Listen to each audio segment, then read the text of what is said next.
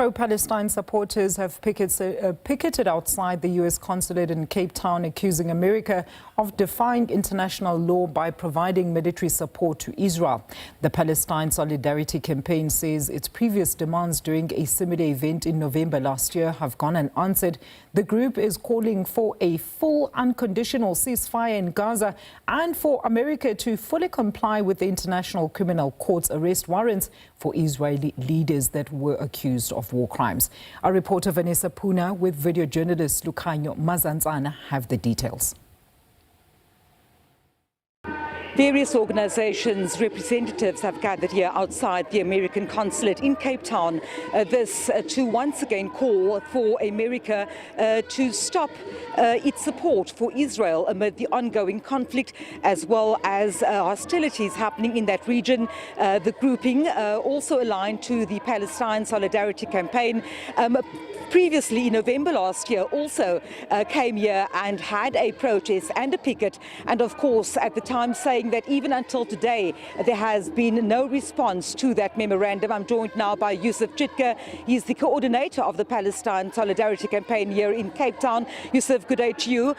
You are not handing over a memorandum today, but you are here picketing and protesting outside the US Consulate. Your message has not changed since November when you first had a picket here. We are calling for a ceasefire. We are calling for unrestricted medical aid, food and fuel to be given to the people in Gaza, which the Israelis are blocking. It's a damnation that they can starve a population like that. It's contrary to international law, and we are accusing the United States of being not only complicit, but being an active partner in the genocide. The United States is also calling through Trump for the displacement, the extermination and the expulsion of people from Gaza. And we are objecting towards that, not only objecting towards that, but we are asking the United States to stop that complicity. And we want the United States, together with Israel, to be held accountable for that. And for that, South Africa is being punished.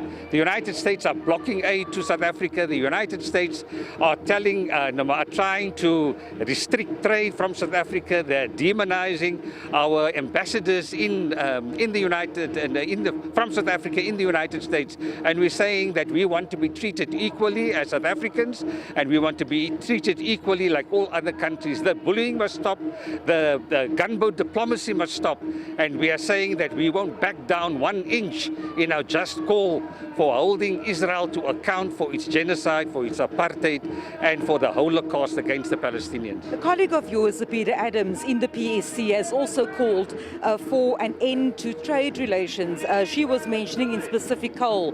It's something that you have been calling for a while, as well as the BDS movement.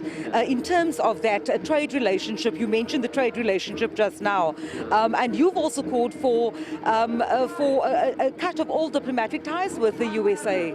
Yes, we want to ensure that there's no coal and diamonds being traded with Israel, because the coal fuels the genocide in Palestine. We're also calling, because and the diamond industry, South Africa, it's a 15 billion rand industry, and we want, which fuels the Israeli economy, which in turn fuels the genocide over there.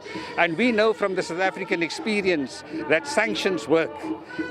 Sanctions work, and sanctions worked in South Africa in bringing the South African government then to heel on the apartheid issues, and we have no doubt that sanctions will work in Israel to dismantle Israeli apartheid.